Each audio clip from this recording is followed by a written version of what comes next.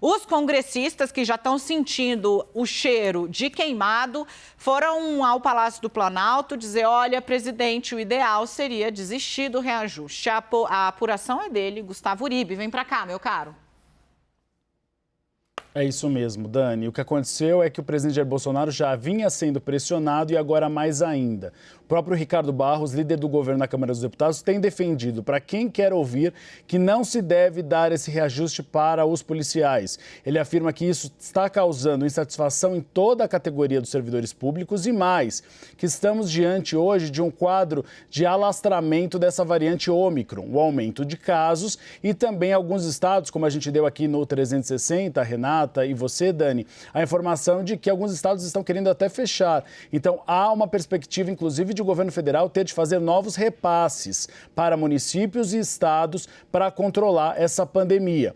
Por isso, ele tem o apoio também do Ministério da Economia. Em conversas reservadas, Paulo Guedes tem reclamado muito e criticado a questão de se conceder esse reajuste. Ele tem falado que seria um erro terrível continuar com este reajuste aos policiais no momento que temos uma pandemia à frente. E mais, ele fala inclusive de pressão inflacionária que esse reajuste pode causar, já que ele pode estimular estados a também conceder reajustes. Um levantamento que foi feito aqui pela CNN Brasil mostrou que já 15 estados e o Distrito Federal já anunciaram reajustes para servidores estaduais. E a reclamação de Paulo Guedes é que eles têm sobra nos cofres justamente porque receberam dinheiro para o combate ao coronavírus do governo federal. Então, o presidente Jair Bolsonaro tem sido muito pressionado. A informação que eu tenho do Palácio do Planalto é que o próprio Paulo Guedes já disse ao presidente Jair Bolsonaro que não é o momento de conceder esse reajuste. Por enquanto, o presidente tem resistido,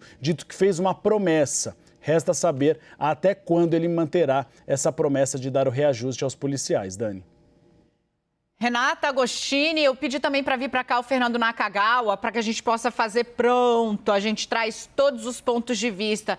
Renata, uma coisa que você está acompanhando é a reação ali do Banco Central, né? Também onde os servidores iniciaram um levante ali. Há uma indicação de que Campos Neto pode viver um trimestre difícil. Campos Neto que, como eu disse, testou positivo para a Covid-19. Renata.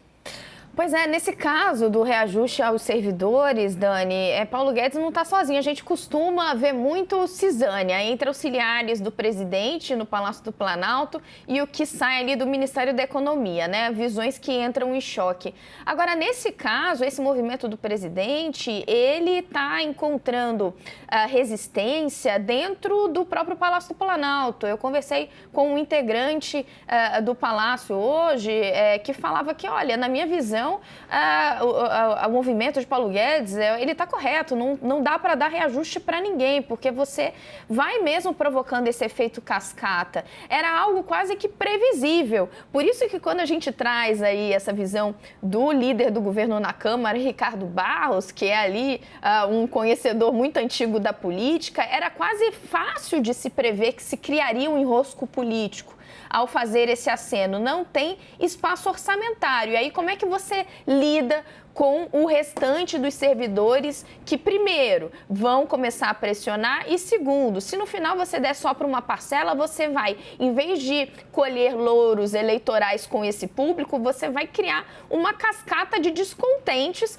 porque não foram agraciados. Então, é um problema econômico e político que surgiu com esse movimento do presidente. Sim, o Uribe até usou, achei muito interessante, logo na entrada do 360, essa figura de ali um cordão, né, em volta do presidente que se forma para que ele recue dessa promessa, porque a realidade está se impondo. E o que auxiliares do presidente antevêm é que não vai se limitar à pressão que a gente tem visto até o momento, no caso da Receita e do Banco Central. O Nakagawa está de olho nisso o tempo inteiro, nas duas pontas, né? Nossos japoneses são melhores do que os outros, eu já falei isso aqui. Nakagawa olha tanto a mobilização dos servidores quanto o mercado, tipo, pelo amor de Deus, não faça isso, porque senão o dólar a 6 vai virar uma realidade. Nakagawa, conta pra gente como é que está a expectativa, né? O governo, na véspera da eleição, assumir um gasto dessa proporção, né? Ou seja, reajuste para todo o funcionalismo federal Federal, que é o que está sendo pressionado a fazer Bolsonaro se mantiver o reajuste para os policiais, seria uma sinalização daquelas, né? Seria uma péssima sinalização com relação à tentativa, ao esforço que o ministro Paulo Guedes e a equipe do Ministério da Economia têm tentado demonstrar, pelo menos publicamente, de que estão tentando segurar as contas públicas, porque seria a abertura absoluta da porteira dos gastos públicos, porque vamos lembrar, gastos como, por exemplo, uma ponte, um viaduto, ou mesmo o auxílio emergencial, eles tinham data para terminar. Até mesmo o Auxílio Brasil, se você olhar na letra fria ali da lei, ele vai terminar assim que o ano terminar. Não teremos no ano que vem. Agora, reajuste salarial, isso é para sempre. E mais, carrega-se inclusive entre os inativos. Esse movimento, Dani, tem crescido, inclusive com segmentos que são muito mais discretos. Na semana passada, circulou uma lista entre os superintendentes da Comissão de Valores Mobiliários. São 20 superintendentes, todos ficam lá no Rio de Janeiro. 15 assinaram uma lista e foi entregue ao presidente da CVM, demonstrando essa insatisfação com a situação. E o pior, lá eles reclamam também das condições atuais, antes mesmo de qualquer ideia de reajuste. Por lá, as verbas discricionárias, ou seja, aquelas que são colocadas no orçamento para gastos pontuais em um ano, foram cortadas em 51%. Vários problemas de tecnologia estão sendo observados e até a volta do home office, que estava prevista nas últimas semanas antes dessa piora do quadro sanitário, teve de ser adiada porque não há condições tecnológicas na sede da CVM para receber de volta todo mundo. Então, a situação, você começa a desencapar, esse fio é gigantesco. Você começa a puxar, os problemas vão aparecendo. E o que não falta por aí entre os servidores é a insatisfação.